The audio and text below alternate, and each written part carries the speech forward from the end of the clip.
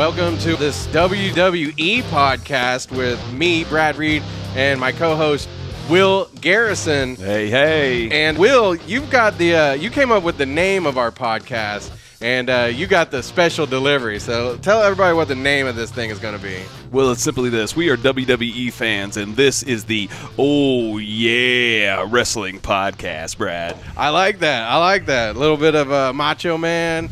And we were even talking about how we're going to spell it. It's got 3 H's now. Did you do that because of Triple H, or is that just a... man, it just kind of worked out that way. happenstance? And when you're a big fan, those things just kind of come into place. Yeah, they do. Yeah. So I want to tell everybody a little bit about, kind of who we are, how we know each other. Will and I go back to, was it 3rd grade or 6th grade? It's 3rd. Yeah. So you would have been like 4th grade then. Yes. And I was in 3rd grade, and we played on the same baseball team. We were really good, too. Yeah, maybe you were. I was sitting on the bench like, man, I wish I was at home watching Wonder Years.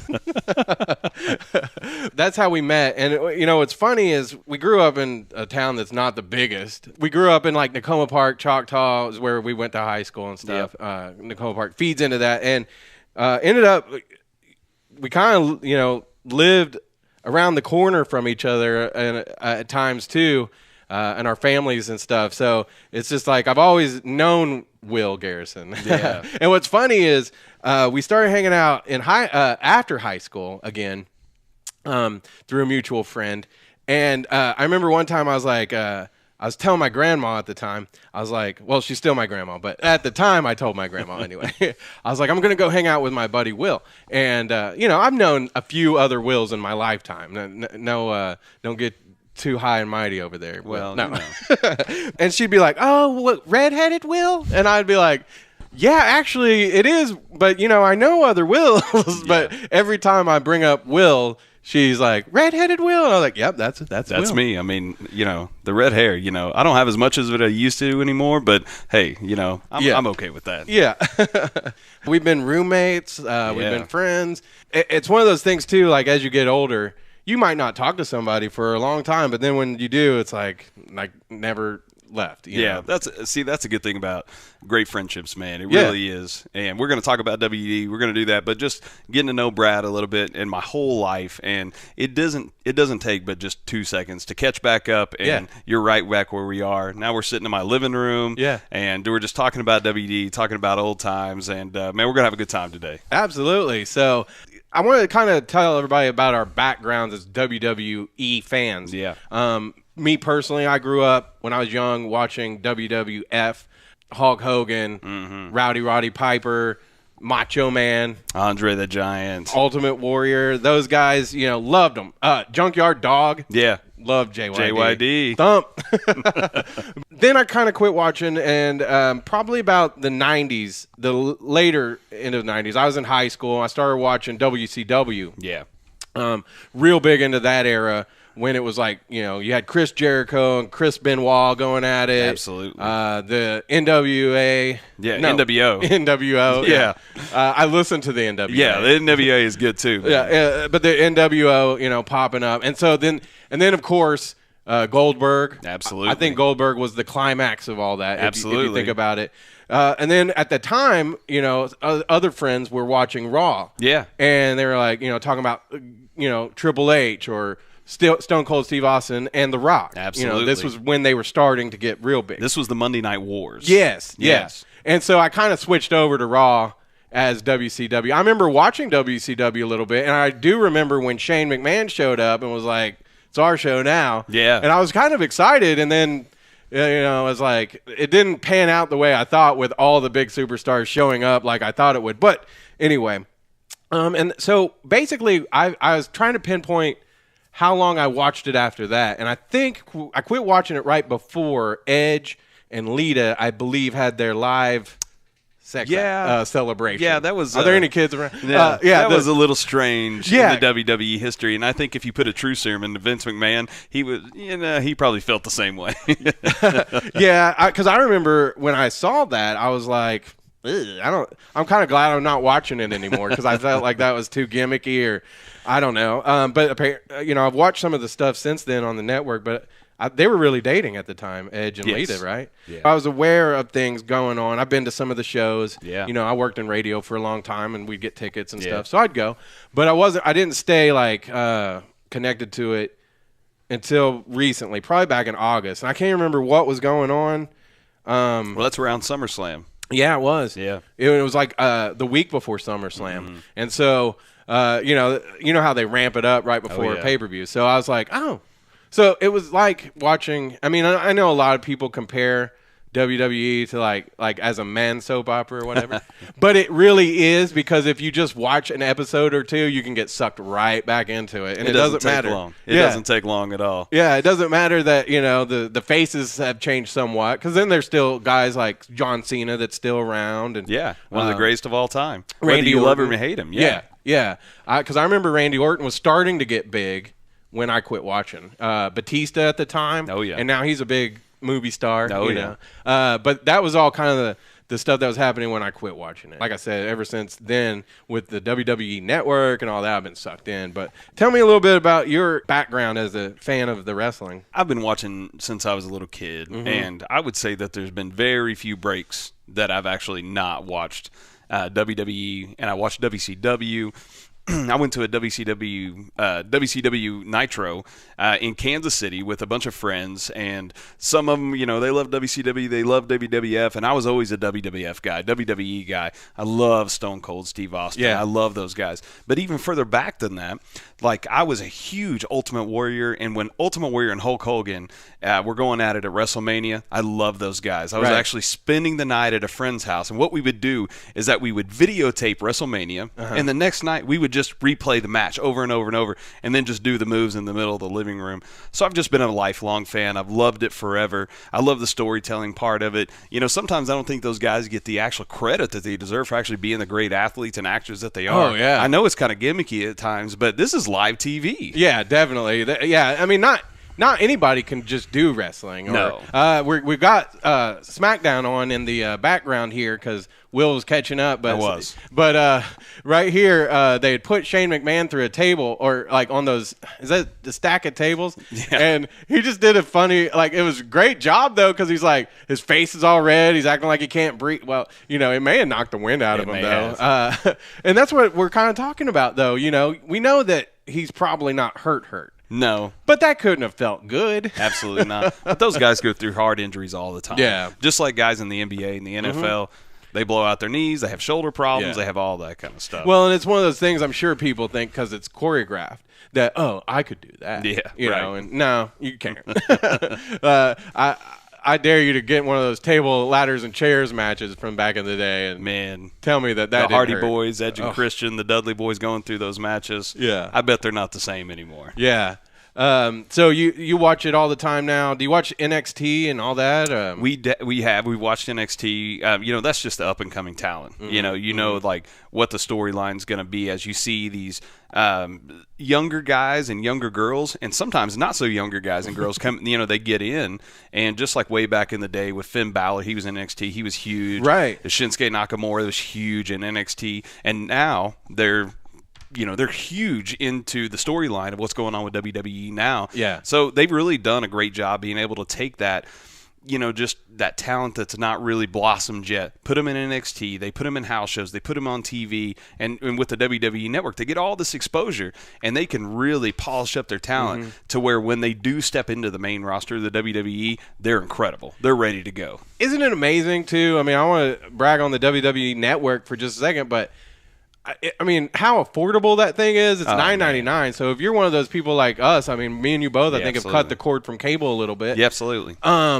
That is one of the best values because of so much stuff that's on there. I mean, not to mention the pay-per-views that you're basically paying $9.99 a month for instead of $40. $40 if you watch a month, them back absolutely, in the day. yeah. You know, but like all the I think taped show is on there, from WWE to ECW to WCW to even, and we're gonna at some point we're gonna talk a little bit about like some of our local, I think, what is it, like Mid-South Wrestling and stuff. You know, some of those are around, yeah. Yeah, we may talk to like some of the wrestlers and see if we can get them on here and stuff. Yeah. Today we are going to get into, because we're coming in at a nice time where we had Fastlane last weekend.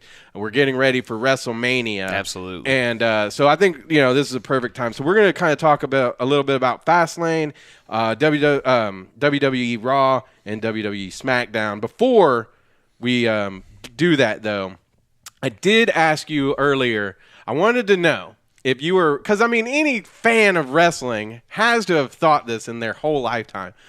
What entry music would you come out to? What entrance music would you come out to if you were a wrestler? And you gave me a little bit, so yeah, we're gonna play it right now. We gotta talk, like, just so that our listeners know the rules of like podcasting when you're not paying for music and stuff. We kind of have to talk over the music. Absolutely. But so here's what Will would come out to if he was a WWE superstar, and yeah. Yeah. That's a good riff right there. Yeah, it is. I like that. You know, you imagine the light just comes up on you. Yeah. The guitar gets a little harder, a little harder, a little harder, and it just brings out the pop of who you are, you know. Build it slow, and there we are. Yeah, I like that. That's Heavy as the Head. That's with the Zach Brown Band and Chris Cornell. Yeah.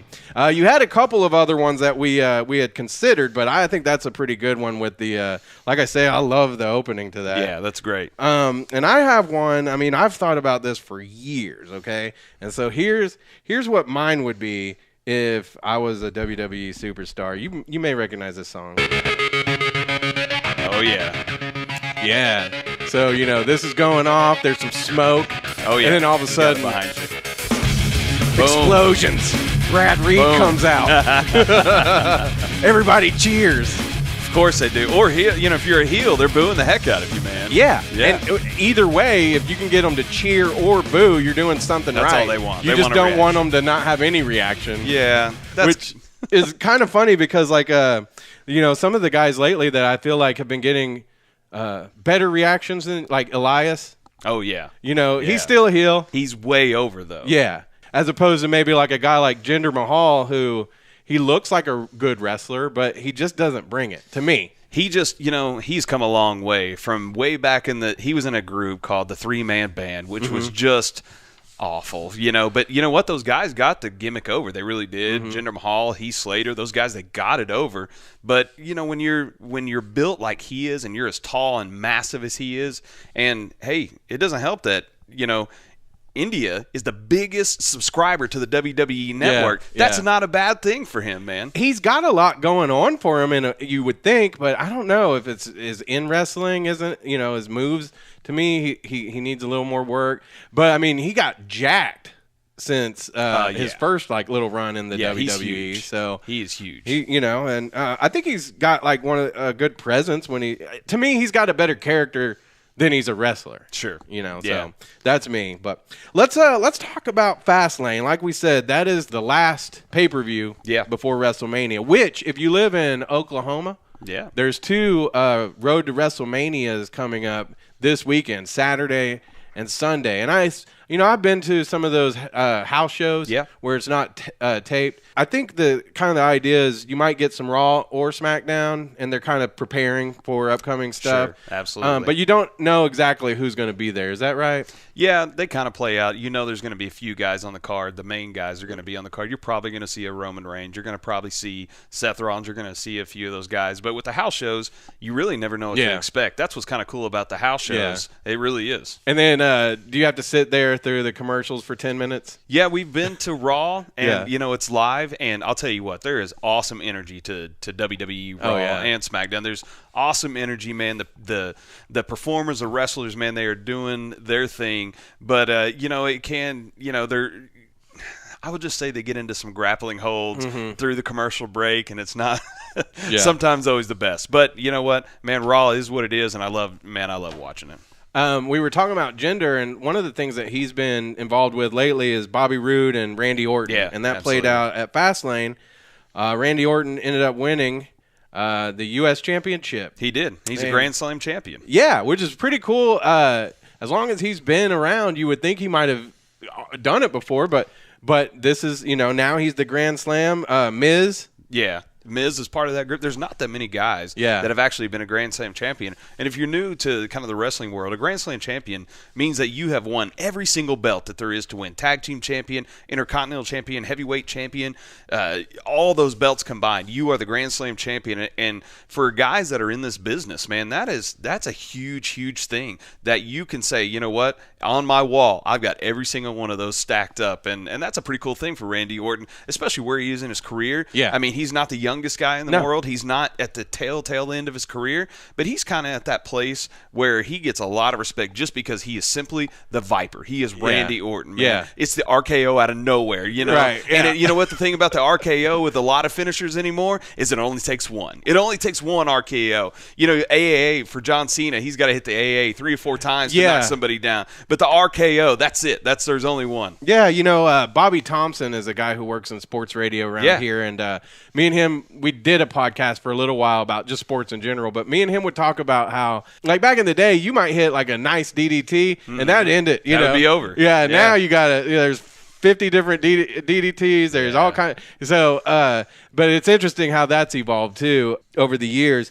I like Randy Orton. I'm kind of from a perspective where I'm starting to relearn some of these guys, and I'll go back and watch some of the past pay-per-views and shows. I had to go back and watch Jericho and Kevin Owens and that whole the celebration of friendship. And so Bobby Roode and Randy, though, on SmackDown, we're going to kind of jump around a little bit because, probably people have seen SmackDown by now. Sure. But basically, Bobby Roode came out and said, I get a rematch. Sure. So they're going to hook up again at WrestleMania. Will Jinder Mahal snake his way into this? Is this going to end up being a three-way match? Well, if you're watching SmackDown, Jinder Mahal, he did pin Randy Orton a few weeks ago, and he pinned Bobby Roode at SmackDown. Right. So, I mean, for his case, why wouldn't he be? I mean, the guy's big, tough, strong. Here I am. I'm in your face. You can't stop me. I pinned both of you. How are you going to keep me out of the match at WrestleMania? How are you going to do that? Yeah. One thing, though, do you get tired of all the triple threat matches and, six-pack matches? Because, it seems like it's just we're Justice Leaguing and Avengers everything now. Yeah, let's pack as many characters in there now. Yeah, and I think that has to do with the talent of the WWE. There's so much talent on the roster. How do you get all these guys in at one point in time? But as a fan, I got to tell you, it does get a little much, is what I can say. I mean, when you got, Elimination Chamber was just a few weeks ago, right? Right. And so Elimination Chamber used to be 6 people. Yeah. It was 4 people in a pod, 2 people start the match, and then they added a few more. I mean, they started off with 3 this year. Yeah, you're like, come on, guys. yeah, exactly. And with the championship match the other night that AJ had to go, I mean, it's like he never gets a one-on-one match. No, not rarely. And I don't know. It's like I get that they're trying to pack in a lot of storylines and a lot of different things, and they've got so much to work with. But it just seems like it's really top heavy right now with some of that. It really is. And we'll get to that championship in just a second. But before we go, let's talk a little bit about the tag team championship at Fastlane. That ended crazy. Yeah, it really did. When you have guys at Fastlane, when you have the New Day, who is the most, they're the longest reigning tag team champions of all time. I mean, they are the New Day. Yeah. They are over, man. The crowd loves them. They're doing what they did. They started off as heels, and they tried to be heels, and they were so funny as heels that people just were like, nah, these guys are great. And so now they've had this ongoing feud with the Usos, the Uso Penitentiary. They have had this feud for so long that it was actually, it was one of those matches where everybody was kind of doing each other's finishes. That's what they were doing. And it wasn't a bad match. It was going on and things were happening well. And then all of a sudden, the hammer got dropped literally. Yeah. It really did with the Bludgeon Brothers. Yeah. And so I'm excited now that the Bludgeon Brothers are actually facing contracted, I guess, wrestlers, because so far, and I haven't enjoyed it very much. I mean, we already know who the Bludgeon Brothers are with Rowan and Harper, so it's not like you need a whole new introduction to those guys.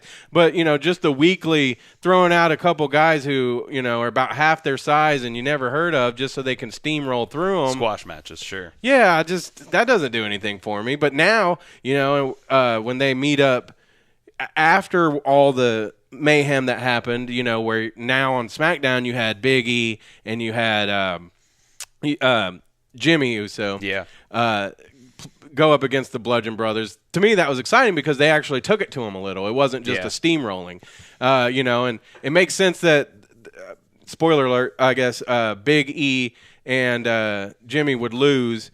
You know, you could say, well, they were hurt, you know, and all that. So, you know, it sets it up nicely. It does. I don't know what's coming, though. What do you think? I don't know. Is it going to be another triple threat tag team match? I mean, you told me a rumor that after WrestleMania, after there might not be a New Day. Well, there is that rumor going around. You know, they've been together in WWE for so long, but they've enjoyed it. They have been, you know, publicly saying this is the greatest time we've ever had. These three friends that have just become their best friends, and they travel together, do all this kind of stuff together, and man, they're one of the greatest tag teams of all time. Yeah. And they took that Freebirds mentality from way, way back in the day, in the early, like, territory days of wrestling, of that three-man tag team, and you just kind of mix and mingle whoever is kind of out there. Yeah. But they will go down as, if not the greatest, one of the greatest tag teams of all time. And when you hold the tag team championships for over 400 days,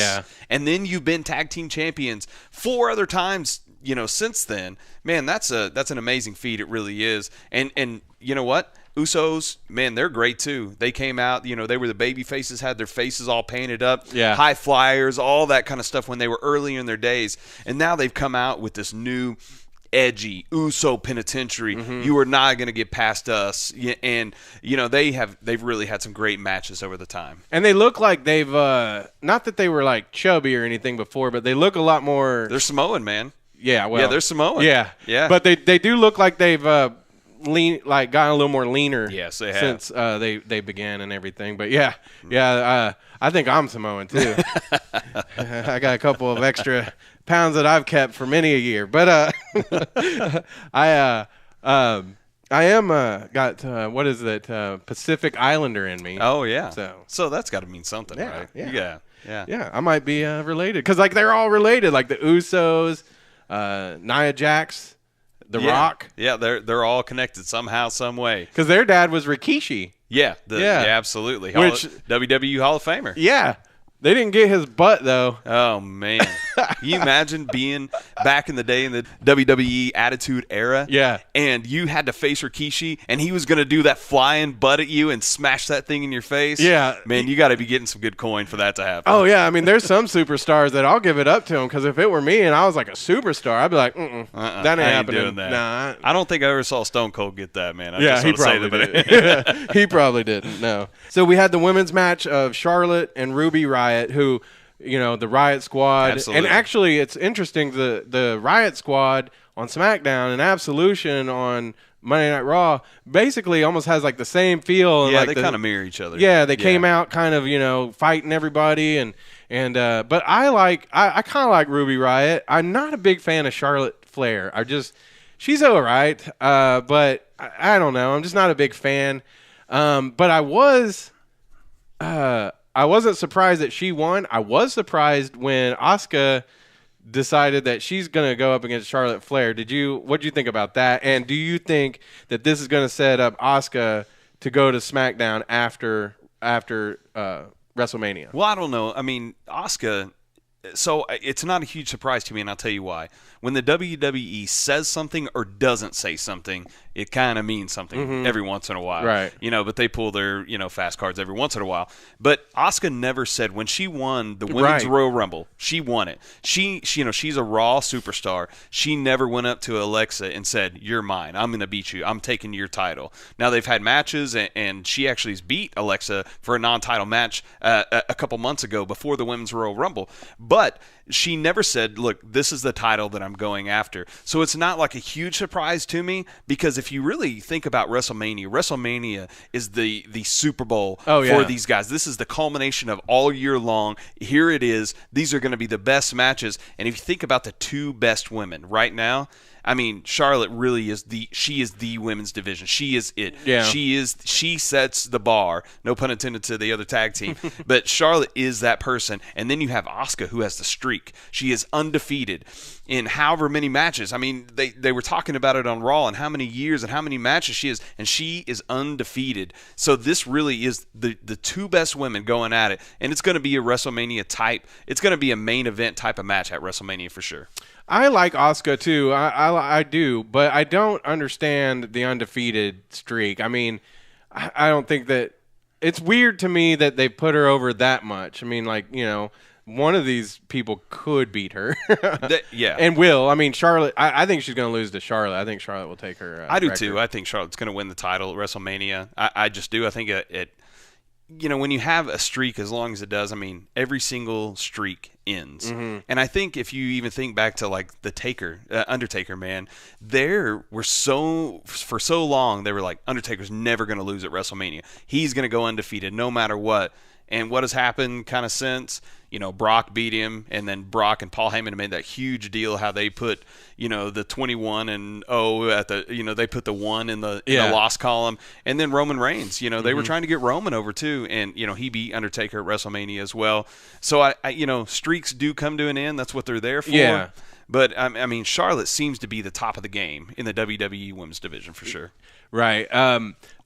But if Asuka did win at WrestleMania, wow. Yeah. Would you think that means she's going to SmackDown? Because here's the thing, I would well, see she has it, that title. I would see it like this: is they would come out and it'd be like, well, I beat everybody in Raw, nobody could give me a challenge, so I'm going to go to SmackDown, or it doesn't necessarily always play out like that, but no. You know, that could be the idea of why she picked Charlotte Flair and all that too. Absolutely. I mean, she said, you know, she wanted to be the woman, beat the woman, but. You know, like I say, I see it as maybe they're going to send her over to SmackDown. Well, one of the biggest rumors that's going around, you kind of see on some of the reports, and Dave Meltzer and a few other guys that are out there on these cheat sheets, so to speak, is that there's going to be a shakeup after WrestleMania. There's going to be a few people kind of... Which there always is. Absolutely. So, any of those predictions that you have? You know, I not at the time. Man, I'm not sure, because I think if the New Day kind of split up, that you might see something there. Yeah. And, you know, Sheamus and Cesaro also said something out loud. Yeah. They were like, I want to be traded. So, yeah. that was hilarious. You really never know what's going to happen. Yeah. And then the championship match, of course, we talked a little bit about it already, but AJ, there was a lot of stuff that happened in this match, though. Oh, yeah. Started off with Cena, just AA and everybody. Yeah, it was Cena, Zoff Diggler. Zoff Diggler. I think they made a movie about that guy. Yeah, they did. Dolph Ziggler. Also, you had Sami Zayn and Kevin Owens, and all that build-up that's been going on for months. Baron Corbin. Yeah, I forgot about him. I'm not a big fan of Baron Corbin. You know, he's one of those guys. He's massive. He's huge. And he has a presence about him once he's in the ring. Yes. But it's once he's in the ring. Yeah. He's not that electrifying guy that just... once he has a mic in his hand or you see him backstage, he's not going to wow you with that. But I guess that's kind of his thing. He's the lone wolf. He doesn't want to be that way. Once he's in the ring, he's going to try to show some domination. But, he really hasn't showed it yet in the WWE. Yeah. He really hasn't. Former NFL player, I believe. Yes. I don't know how long he was in there, but joins the long list of guys like Goldberg and other guys that spend a little time in the NFL. But I don't know, like even when he comes out and he does like that little, almost kind of like how AJ Styles and some of them do that little, they bend over and then they come up. His is still like so boring. yeah. And he was on the main card for a while. Like every single week, they were talking about him in WWE Championship matches, and it's kind of fizzled out a little bit. And that when you're not in those kind of matches anymore, that says something about maybe what talent relation thinks about you, Vince McMahon thinks about you, but I mean, he's still a great competitor, man. At the end of the day, he is Baron Corbin, and I wouldn't want to meet up with him in a dark alley if I got to tell you. No, heck no.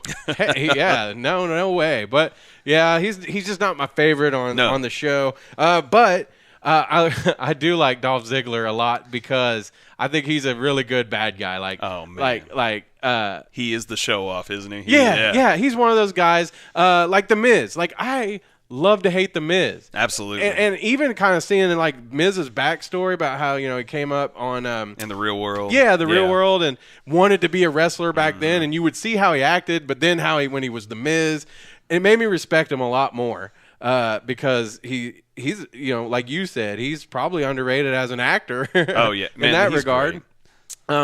But he has that face that you just want to punch.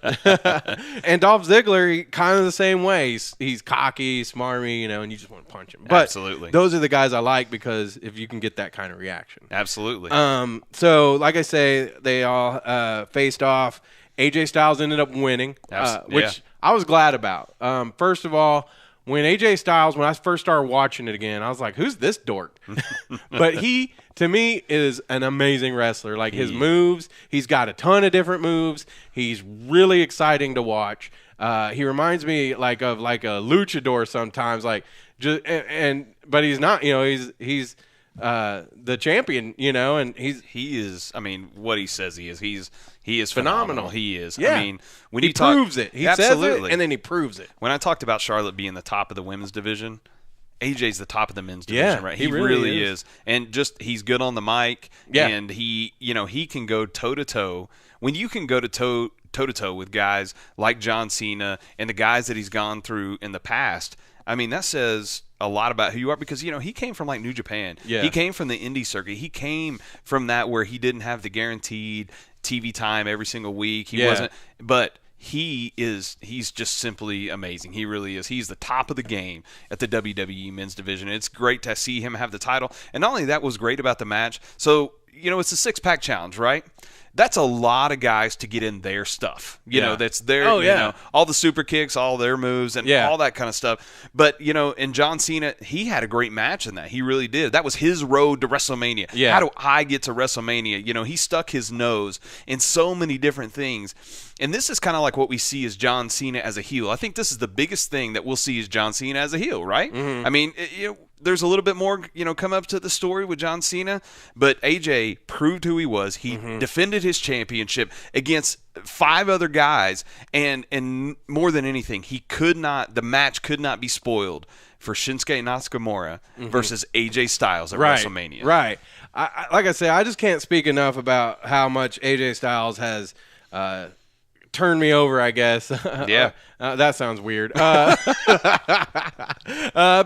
just changed my mind. Like I say, when I first started watching, I don't know, it might be the hair. It might be. It's soccer mom haircut, man. Yeah, his little tiny beard, or I don't know what it was, but I was just like, no, this guy. But like even that flying forearm that he, the phenomenal forearm. Yeah, that he ripped off the other night to win. Looked great. I mean, like I say, the dude is exciting to watch. I really like watching him.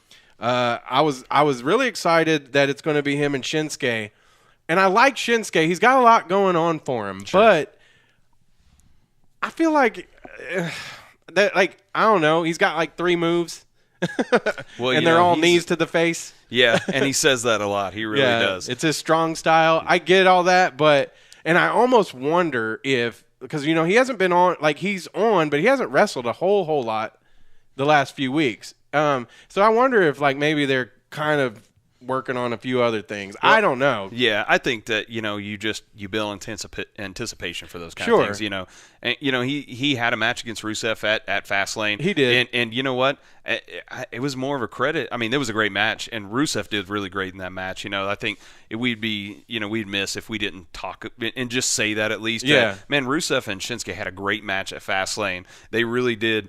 But it is all set up. It is set up for the main event at WrestleMania, which we talked about, AJ versus Shinsuke.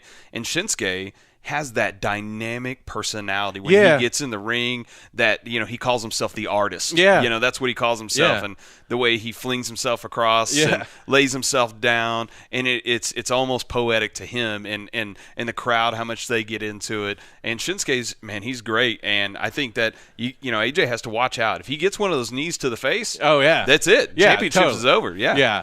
I don't know. I feel like I love Shinsuke because I think, he's got – and it's amazing because he really doesn't speak English. I mean, not too great. much, but his personality just comes through. Absolutely. And he's such a phenomenon to watch. But I just feel like in ring, some of his wrestling, like he just has I don't know. I would like to see him develop a little bit more because, like I say, when you look at his style and you look at AJ's style, AJ, to me, is more exciting to watch. It's going to be more exciting. Shinsuke. But Shinsuke has the better intro. Oh, he does. Absolutely. I mean, and that's what it's all about, right? Is that intro. Well, yeah.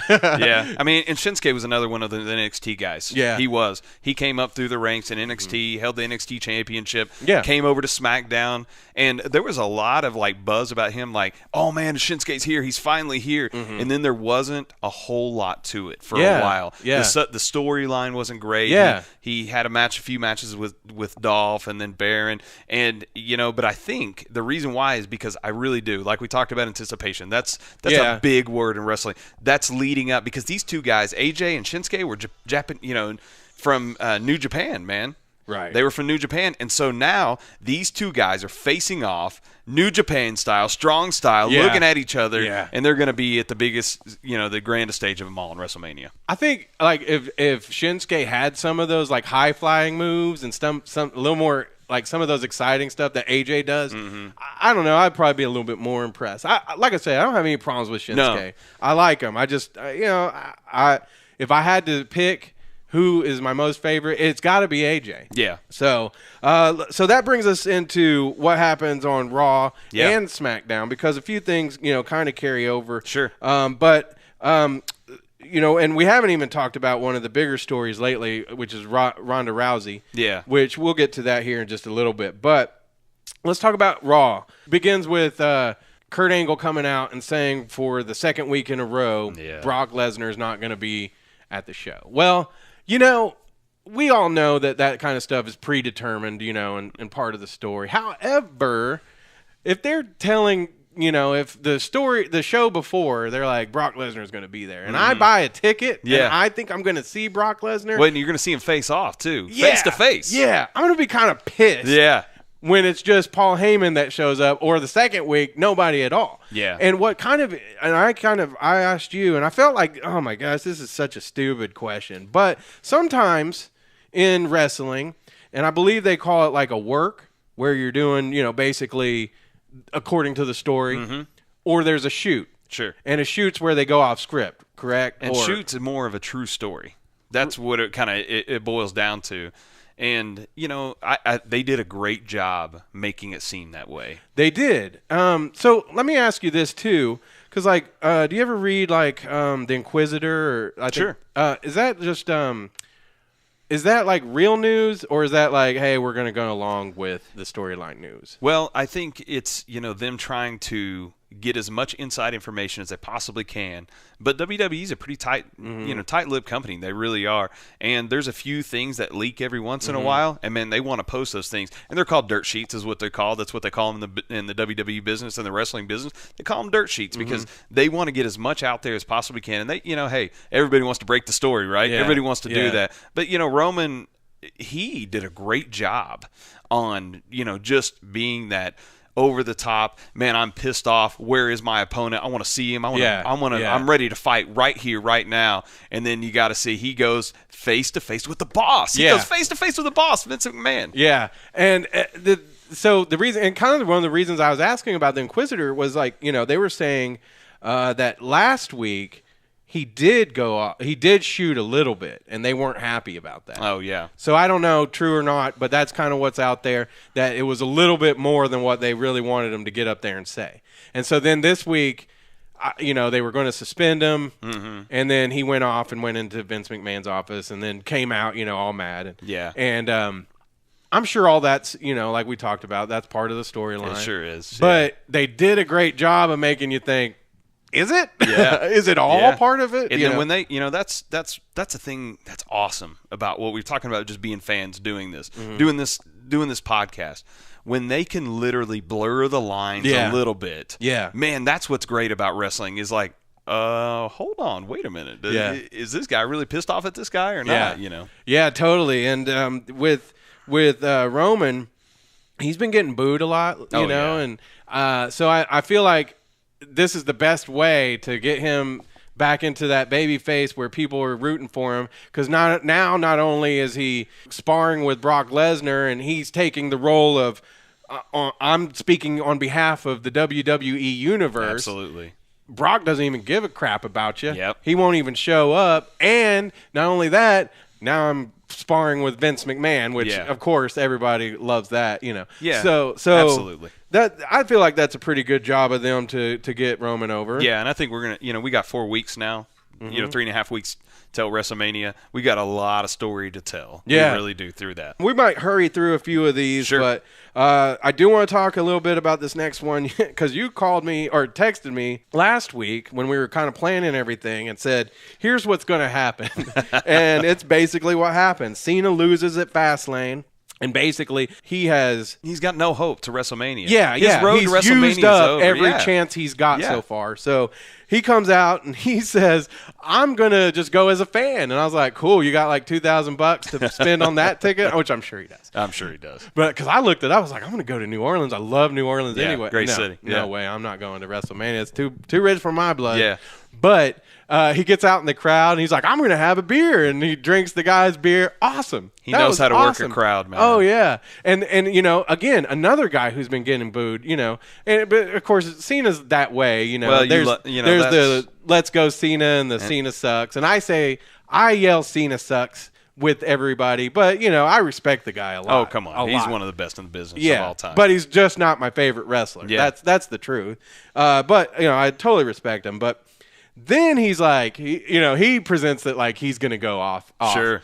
But he calls out The Undertaker. And like, even in a weird way, like I was kind of surprised that he was like, you're just a selfish. Oh, man. So, who's the bad guy here? Because he's saying Undertaker's like, he doesn't care anymore. And then again, it almost feels like Cena's the bad guy. Yeah, I think this is, I talked about it a little bit earlier. Like, I think this is the most we're ever going to see John Cena as a heel. Mm-hmm. This is it. Mm-hmm. Like, if you expect the massive heel turn, the John Cena, like, chair shot to the back of his buddy, I don't think we're going to see that in his career, because, he's the Make-A-Wish guy. He is, man, he's the face of WWE. Oh, let's face it. That's what he really, star. Yeah, man, that's what he is.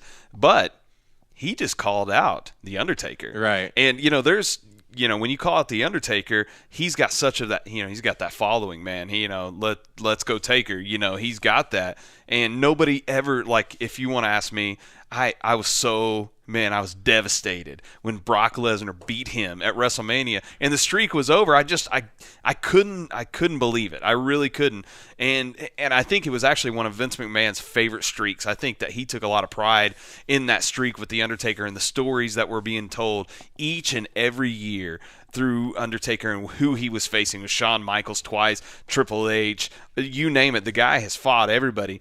And I think he's fought Cena before too in WrestleMania, but here he is. He's calling him out. And then he goes that route, like you talked about, Brad, of like, man, you selfish, self-indulgent, blah, blah, blah, blah, blah. And if you weren't going to come back, why are you posting pictures of yourself on your wife's Instagram? Yeah. I mean, how dirty is that right there, man? Now, is some of the reason that people kind of, one of the, maybe a criticism that they have against Cena might be, and I kind of feel this way too, is, you don't see Cena all year. I mean, he shows up just in time for the big stuff. I mean, does that turn some people off? Well, it does, because earlier in his career, when he fought The Rock back at a WrestleMania, that was his biggest thing against The Rock. He was like, you only show up. You're a movie star. You only show up for this. Yeah. I'm here every single day. And, that's nothing against Cena, dude. I mean, if we're going to go star in movies, I think you and I Totally. would stop doing this podcast right now and go star in movies. Yeah. You know what I mean? But I think that's the knock against him. But at the end of the day, I don't think, just like you talked about the respect factor, there's not one WWE fan in the universe that doesn't go, I'm going to yell Cena sucks, but the minute that he's legit done and retires, you don't cheer for that. It's going to leave a hole, you know, and he's definitely a Hall of Famer. You cannot deny that. No. I mean, he's just so huge in the wrestling world. And I mean, he's been with the WWE like the whole time, right? Yeah, absolutely. Because you see some of those guys, they peel off and go, overseas and do something else. But TNA, I think is it still around? Yeah, I mean, I like TNA. Do you? But yeah. But the wrestling? Yeah. But I think one of the biggest things that they talk about, you hear Stone Cold talk about it in his podcast and Jericho. They want to put asses in seats. Yeah. That's what their job is to do. And that Cena has done that for a long time, man. And this build up, I mean, he doesn't have a road to WrestleMania. They played it well. It was a great storyline. I don't have a road to WrestleMania. I'm going to stick my nose in where it doesn't belong. I'm going to get booed. I'm going to have everybody against me whatsoever. And then what am I going to do? I'm going to call out the most iconic figure ever in WWE. It's a good story. It really is. You kind of knew, too, when he mentioned it, like, before that, okay, there's something going on here. Yeah, they like to plant seeds. Yeah. They really do. Now, I would like to, I'm going to jump ahead just a little bit for a second to Braun Strowman, who beat everybody, who beat the tag teams all by himself. So here's what I like to see. I like to see, and this isn't going to happen, I'm sure. I like to see Cena and Braun Strowman join up as tag team. And that's his road to WrestleMania. Yeah, I mean, he's challenge taker. It's going to happen. It's going to happen, sure. But and I hear Undertaker's in maybe even better shape now than he was last year. Well, man, I think he was beat up. And so he's had a couple surgeries. I think he's maybe, we don't know. We don't see Taker. And he's so part of that industry from the Attitude Era and before, when the business was protected and they didn't talk about the real things that were going on with him. He's still that guy that he really is, man. I think he may be a little bit healthier. And, to tell you the truth, man, as much as I love Undertaker, last year against Roman Reigns in WrestleMania, that was a little bit brutal to watch. He was beat up. You could tell. And really I think that's probably why they're going to do this year, because I hear that this is the last lap. It's got to be This close. is like the Cher World Fit. It might be the 10th one, but it's the last. It's the last tour. Yeah. And so if it's the last tour, the last WrestleMania, he's in better health this year, so everybody's expecting a better show. And two iconic figures. They're going at it. But, man. Who wins, though? Because I think it's going to be – I want to send Taker out on top. Yeah, I think I think that's the way they want it. I really do. Man, but you brought up the name Braun Strowman just a second ago. Has there been a more dominant guy in the WWE? No, I mean, come on. I mean, he reminds me of Taker, Kane. Yeah, Big Show. Ooh, so you don't think of Braun Strowman, Cena, Taker? Oh, come on. No, but Braun's maybe gonna, 15 years ago. You think he'll go and he's going to do the tag team by himself? WrestleMania? I don't know. I mean, by himself, Alexa Bliss. The mixed challenge has really been good. It really has. But I think she's got her hands full. She's going to be facing Nia Jax at WrestleMania. I really think that's the case, Brad. I really do. That's fun, though, man. It really is. I want to talk a little bit, too, before we move on from Raw, and we'll do this real quick. Seth Rollins. And Finn Balor. And then The Miz. Yeah. Actually, that's on the screen right now. There it is. Yeah. I really like this match. I like Finn Balor a lot. I like Seth Rollins. I think both of them are really exciting wrestlers to watch. And Miz, he's not a slouch in the ring. I mean, he does a good job. No, he's awesome. Yeah. He's incredible, man. He really is. And the thing that I think we're going to see is, okay, so real life stuff. We're talking about stuff. But Miz is legitimately about to have a baby with his wife. Right. Like, it's due the day before WrestleMania, I think. So I don't know if, like, what the strategy is like, man, we're going to put two great guys, Seth Rollins and Finn Balor, in there, so they can be the focal point of the match. And if Miz has to step out, he has to step out. He has to do what he has to do. But he's going to be at WrestleMania. He's going to be a factor, and he's going to be that nasty, sneaky heel that he is. Yeah. But I think with Seth and Finn, they're healthy. Seth had the big knee injury. Finn had the big shoulder injury that Seth actually did to him. Yeah. I mean, and these guys are going at it in one of the big matches of WrestleMania when they were 2 years ago, big part of SummerSlam, and Seth literally knocked Finn. He had the championship for less than 24 hours, and now they get to go, and Miz talks about it all the time. He says he has made this Intercontinental Championship prestigious again, and he really has. He really has. He's brought it to the top of the game because you can't get Brock Lesnar to show up to Raw, so Miz is it, man. Right, yeah. And then let's talk. I mean, we got just a little bit of time before we got to wrap it up. Yeah. But the big things that happened on SmackDown. Obviously, the biggest thing, in my opinion, was Shane McMahon comes out. Yeah. He says, he went too far in what he did at Fastlane, pulling the referee out so that KO couldn't, win the match. And Sami Zayn. He did it to them both. Yeah, and then did he pull the ref or Sami Zayn out the second time? I can't remember, but this was in retaliation because Kevin Owens tried to kick Sami Zayn and ended up Sami Zayn ducked and kicks Shane McMahon right in the face. So he interferes in the match. And they've had a history, man. Oh, yeah. This has been going on since I started watching it back in August. In fact, because I don't think I watched SummerSlam. I think I watched Hell in a Cell. Oh, okay. Because that's where all this started, where Shane McMahon tries to jump off the top and hit exactly right. Kevin Owens, and Sami Zayn comes out, and I believe, because this was all new to me back then, but this was the first time that Sami Zayn and KO had kind of hooked up. Again, yeah. Because they're real life friends. Oh yeah. They've done a lot of stuff, and they talk about those guys. They fight forever because they're just perfect opponents. But you got to remember, Brad, before we move on real quick, KO. You got to remember he headbutted Shane McMahon's father, Vince McMahon, in the forehead and made that guy bleed for real, man. Yeah. So, and if you listen to their podcast they did with Chris Jericho, they talk about that because somebody else had headbutt a guy, one of the, maybe in New Japan or something. He got fired. Yeah. And so everybody was like, "Are you going to get fired?" And he's like, "No, Vince told me to do it." And it said, "You better make it look real." Yeah. So that's the thing about Vince McMahon, man. He's gonna sell it. He's gonna do it. Yeah. And so what happened at SmackDown, and like I say, this is the very end, Shane McMahon says, because of everything that I did, I'm going to take an indefinite leave of absence. Right. But before I go, I'm setting up a match between Kevin Owens and Sami Zayn at WrestleMania. They come out. They're like kind of griping about it, and he's like, "What are you? I'm giving you guys a match at WrestleMania." Sure. And they're like, "We appreciate that," and then they beat him up, man. Yeah. So, where do you see that going? Is that going to turn into a match between them and Shane? Does Shane recruit Braun Strowman? But where do you see that going into WrestleMania? I'm not sure exactly how that storyline is going to play out. I really don't, because you have the beef happening with Sami Zayn and Kevin Owens again. You know what I mean? They really do. They got it, that tension going, but they have that little friendship on the side, but they're kind of pissed off at each other the whole entire time. Yeah. And then you got the Shane McMahon factor. So where does that really play out? I'm not really sure where they're going to go with it, but when Shane McMahon gets involved in a match, and he's in the big matches at WrestleMania, SummerSlam, he's going to do some crazy thing. He jumped off the cage at Hell in the Cell. Yeah. He does all this crazy stuff that is so fun to watch, and he puts his body through a lot to make that happen. So, I won't be surprised if we see some crazy Shane McMahon antics through WrestleMania. Yeah, and what I've heard, now this could be nothing.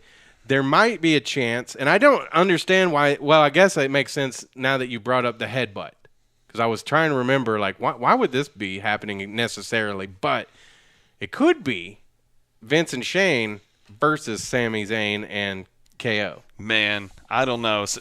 Vince is in his mid-70s. Yeah. He really is there now. But I got to tell you, it's a heated rivalry. Is what it is. It's fun to watch. It really is, man. And, at the end of the day, SmackDown has done a great job over the past few weeks becoming, SmackDown has fought for so long not to be the B show. Exactly. And, when they did the brand split back in the day, and SmackDown was actually getting better ratings than Raw, that wasn't that was a real thing. That was because you had, The Rock, Edge, those guys. Way back in the day. Yeah. Yeah. So, but even recently, when they did the brand split a year ago Oh. or so ago, they really did. They were the A show, and they put so much storyline into SmackDown for that not to be the B show, and they kind of slipped a little bit over the past couple months, in my opinion. Like there was no real substance to SmackDown. It was like, well, we're gonna watch Raw. I watch SmackDown because I love it, but the storylines were obviously better on Raw, and they have done a great job. I got to say, WWE Creative and the storyline going into WrestleMania, they've done a great job to heat the battles up a little bit on the SmackDown side. They really have. And to be honest, just me personally, the last couple months, SmackDown's been where it's at for me. Yeah. AJ Styles. I mean, Sure. if he ever, because I remember, didn't he go to Raw for like a? Well, he was at Raw starting out, and then the brand split, and he went over to. Well, no, just recently. Didn't they bring him over to Raw for the pay-per-view? Yes, they did. Yeah, and then he was on the next night. Yep. And then we had the SmackDown invasion and all that. I'd like to see AJ Styles on Raw. Actually, it doesn't matter to me because just wherever he's I'm at, gonna watch him he wherever makes he that is. show better Yeah, wherever, he does. I think. Let's talk about this real quick before we get out because it's been probably one of the biggest mainstream stories of the WWE, and that is Ronda Rousey. Yeah. Who shows up. And, you've got like Brock Lesnar, who's gone, back and forth between WWE and the Octagon. And she's kind of following in that same path. But the story is that she's not going to just be one of those people who, like Brock, is, Just here and there. Yeah, he shows up before the big stuff. And she's going to be there every week.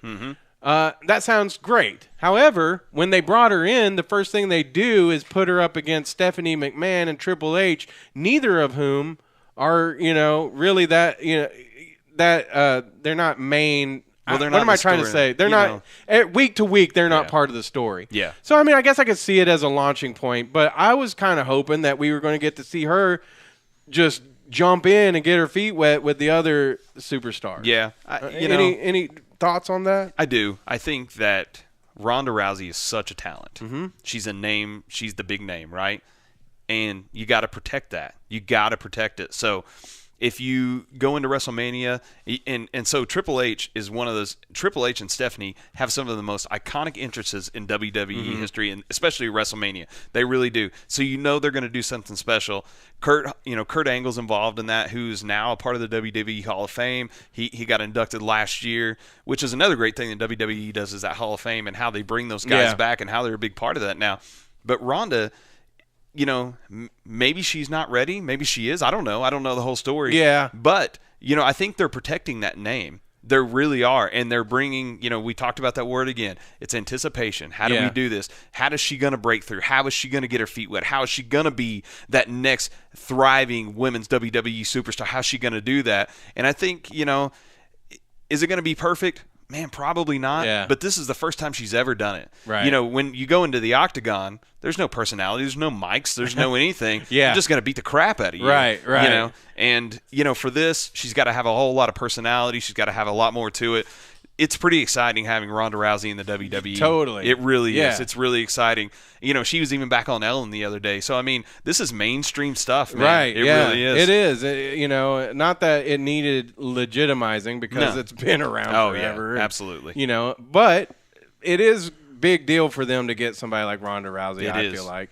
And it opens the door for other guys, too. Yeah, totally. It really does. And other gals. Yeah. But I just... It's weird. Like, where does she go from here? I'm sure it'll work out just fine. And, I'm sure a few months from now, I'll be like, why was I complaining? But it just seemed like a weird start, with the whole Kurt Angle thing. Like, just out of the blue, like, hey, remember when y'all called her the bee? And it's like, it was all just seemed too forced. You know what I mean? And they could have let it, it's something that kind of could have come about a little more organically in the fact that, she had attacked them at WrestleMania and all that. But it just felt a little more forced than it needed to be this time. It really did. But, like I say, it'll probably work out because she's awesome. But at the end of the day, she's going to put asses in seats. Yeah. That's what she's going to do. Yeah, I like her. Yeah. So I'm excited about it. Yeah. Let's see. We really need to go because we've been on an hour. But I want to bring this up, too, just because I want to find out your thoughts. Where are you on Bray Wyatt and Matt Hardy and this whole Woken war? Is it the Woken Warriors? Yeah, because is that something he did somewhere else? Because like I Yes. love the Hardy boys. Okay, I love Matt and Jeff, but I wasn't familiar with any of this. And Bobby told me, he's like, no, it was really popular wherever they did it before. And I was like, it's so. Well, they got it over. When they were in TNA, they got it over. Yeah. And they did the broken Matt Hardy. Yeah. And here's the thing, is what he doesn't, when these guys do it, when they sell out to those characters, man, and it gets over, it's huge. Yeah. It was broken Matt Hardy, and then Jeff Hardy came in, and he beat him at this deletion. It was called the deletion pay-per-view, and they beat him, and he became Brother Nero. Yeah. And so, it was kind of weird. It was thinking, but at the end of the day, it was different in TNA. It got over there, and they're trying to get it over here in WWE. I don't know. See, Bray is one of those guys that his character is amazing. Yeah. Like, he's awesome on the mic. Yeah. But they do not know what to do with him. I don't think they know what to do. Because who was it before Matt? Because they tried this weird Sister Abigail thing with Finn Balor. Yeah. And then I think it ended up going away because Bray Wyatt and Everybody few got other the guys mumps. they got like some virus. Yeah. Which they probably I've seen some of those videotapes of what they're doing in their off time. They need to keep away from each other. Yeah, they probably do. They really do. But I think if you had to, secretly, they were probably really happy that the Sister Abigail thing went away. Yeah, no, because that's what I was gonna say. wasn't happening. It wasn't going anywhere, and I hope this gets over for him. I really do, because Matt, he really does have a great Bray's got a great entrance. He really does. We talk about that, and the crowd does go wild for him. Delete. Yeah, they do. They really do. But in the match itself, I gotta agree with you, man. It feels a little unsettled. Yeah, it really does. And man, before we go, I have to tell you, because this is one of my favorite things, is we didn't hit on it but Sasha and Bailey. Yeah, okay? yeah. So they're having they're friends, and they're having this tension and stuff. Sasha and Bailey have this incredible history through NXT, and they've had Iron Man matches. They've had all these incredible matches through NXT, been great through Raw, and I think we're going to see something really special at WrestleMania. I just wanted to mention that real quick. Because I'm big fans of those two. Yeah. And I think that these two are their guard is going to go down. There's going to be this great match between Sasha and I hope I'm right at WrestleMania. I think they're going to kill it, man. I really do. Man, I got to give it up, just coming back for having not watched it for a long time. The ladies wrestling is I would say it's as good as it's ever been. I mean, it's better than some of the guys' matches sometimes. It just really is. Yeah, they're really good. All of them are solid, character-wise, in-ring, And, you had the Royal Rumble not too long ago, first ever Women's Royal Rumble. They've had the first ever Hell in a Cell. Yeah. Royal Rumble, Elimination Chamber. These women are doing everything that the men are doing, and they're doing it at a really high level. Yeah. And it's really cool to see because, I was watching wrestling back in the Attitude Era where, it was like bra and panties matches. Yeah. So we've come a long way, not only just in WWE, but in the world as well. And it's a lot of fun to watch, man. It really is. I thought it was cool when you got to see some of the people that have come before in the Royal Rumble match, like Lita. Oh, yeah. And some of those people. That was exciting. Because she was just as good as, Oh, man, she was great. She made the crowd pop. And that's what it's all about, man, when the crowd gets on their feet. And we're just in a good place in WWE right now. Yeah. There's a lot of talent. There's a lot of great stuff, man. It really is. All right, so we're going to go ahead and get out of here then. We're going to do this. I mean, the plan is, weekly? I mean, we'll kind of recap. Next week we won't have to recap the whole pay-per-view, so we'll talk more about, Raw and SmackDown. But, of course, we're getting ready for WrestleMania, which, man. like you said, it's the road. Super Bowl. Yeah. So this is like our road to WrestleMania in a way. Yeah, it is, man. This is a lot of fun, man. Yeah. So, and then, if you guys listening, we'll probably throw this out on Facebook and stuff. If you're going this weekend to Tulsa or any of those, let us know. Let us know what happened. I'm like I said, I'm gonna try to go. Tickets are the cheapest was $20. That's not bad. You can't beat that. No, not for 3 hours of entertainment. Yeah. So, all right, Will Garrison. I'm Brad Reed. Tell everybody the name of our podcast again. We are the Oh Yeah Wrestling Podcast, and we'd love to have you next week. It's good that you said we're the Oh Yeah Wrestling Podcast and not the Oh Yeah Kool-Aid Podcast. Yeah, that's not us. All right, have a good week.